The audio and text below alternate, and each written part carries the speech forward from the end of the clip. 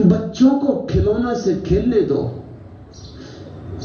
लेकिन कभी बचकानेपन से ऊपर उठोगे या नहीं? और बच्चों के खिलौने भी मत तोड़ो, ये भी मैं नहीं कहता हूं उनके खिलौने तोड़ दो।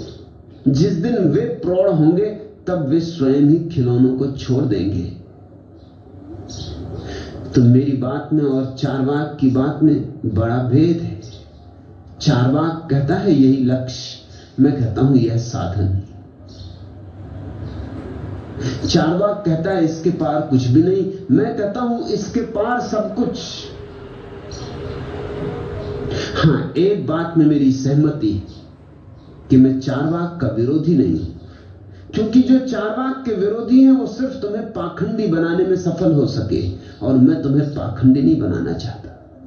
मैं तुम्हारे जीवन को दो हिस्सों में नहीं बांटना चाहता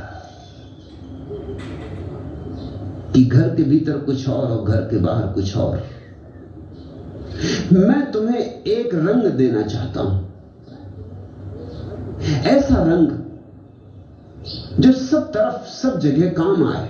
मैं तुम्हें जीवन की एक शैली देना चाहता हूं जिसमें पाखंड की गुंजाइश ही ना हो। चारवाक को इंकार करने के लिए मैं राजी नहीं हूं, चारवाक मुझे पूरा स्वीकार है, लेकिन चारवाक पर रुकने को भी मैं राजी नहीं। इतना ही काफी नहीं है। मिलनसार होना अच्छा, खाने पीने को संस्कार देना अच्छा, मैत्री अच्छी, मगर इतना ही पर्याप्त नहीं है। परमात्मा की तलाश भी करनी।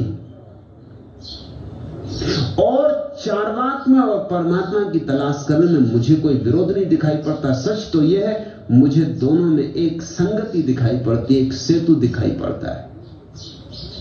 मैं तुमसे नहीं कहता कि पाखंडी बनो, मैं तुमसे कहता हूं सच्चे रहो, जैसे हो वैसे अपने को स्वीकार करो, और इस सरलता और सहजता से ही धीरे धीरे परमात्मा की तरफ बढ़ो। परमात्मा की तरफ जाने को अकारण असहज मत बनाओ। परमात्मा तक जाने